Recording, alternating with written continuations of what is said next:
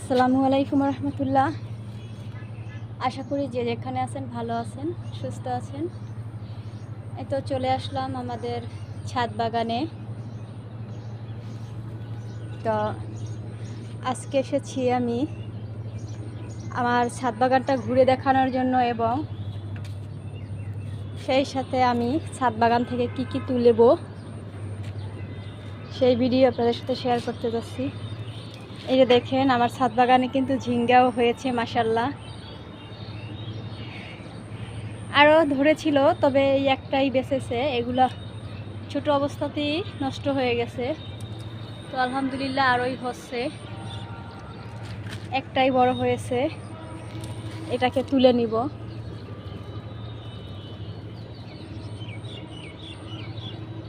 ছেড়ে না কা, এই যে, আর এই যে কলমি শাক, পুঁই শাক, বরবটি গাছ, এই যে শসা গাছ, চাল কুমড়া, মরিচ গাছ, এই হচ্ছে মিষ্টি কুমড়া গাছ, মরিচ গাছ, এই একটা পেঁপে গাছ। এখন চলেন ওই পাশটাও দেখিয়ে দেই। এই যে এপাশের গাছেও কিন্তু শসা ধরেছে আলহামদুলিল্লাহ।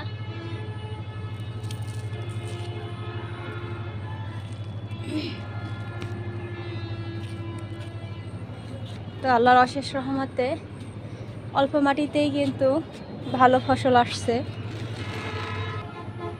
সেদিন কলমি শাক কেটে নিয়েছি, এই কলমি শাক আবার হচ্ছে। আর এইটা কি গাছ বলেন তো? এটা হচ্ছে সেই তরমুজ গাছ। আমি তরমুজ খাওয়ার পরে বিচিগুলো ফালিয়ে না দিয়ে আমি লাগিয়ে নিয়েছি।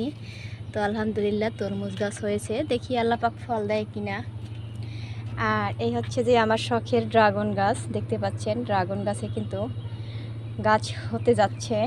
এই যে আমি কিন্তু ডাল লাগিয়েছি শুধু মাটির উপরে। এই যে এই হচ্ছে আমার ড্রাগন গাছ।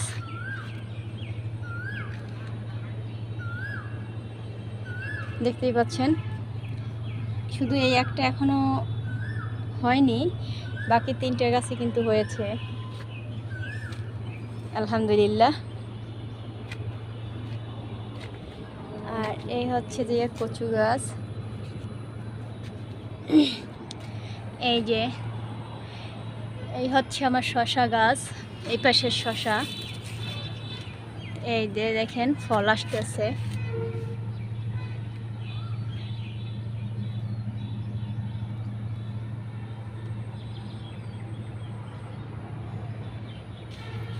বেশি কিন্তু বায় নাই, অল্প একটু বেয়েছে।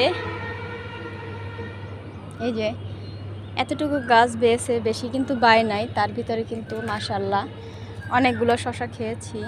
এই মরিচ গাছ, বেগুন গাছ, দেখেন থোকায় থোকায় বেগুন এসেছে।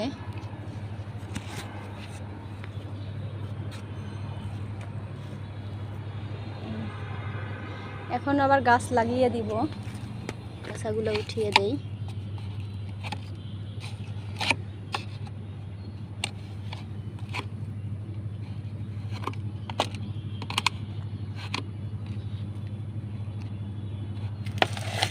এই যে দেখেন অ্যালোভেরা গাছ, এই হচ্ছে আমার অ্যালোভেরা গাছ। এই যে আমার বেগুন গাছে বেগুন কিন্তু ধরেছে মাশাআল্লাহ। আর এই যে শসা, এখন আমি শসা ছিঁড়ব। মাশাআল্লাহ কতটা শান্তি যে পাচ্ছি সেটা আল্লাহ ছাড়া কেউ জানে না। এই যে এখানে আবার গাছ লাগিয়েছি, ঢাকনা দিয়ে ঢেকে দিয়েছি। এই সাইডে আবার চাল কুমড়া, মিষ্টি কুমড়া, মরিচ, এই যে। আর মানে অন্যরকম একটা প্রশান্তি পাচ্ছি যে নিজের হাতে গাছ থেকে ফল ছিঁড়ছি, অন্যরকমের একটা প্রশান্তি। বেগুন হয়তো কালকে কিংবা পরশু খাওয়া যাবে। এই যে দেখেন একটা আদা গাছও হয়েছে।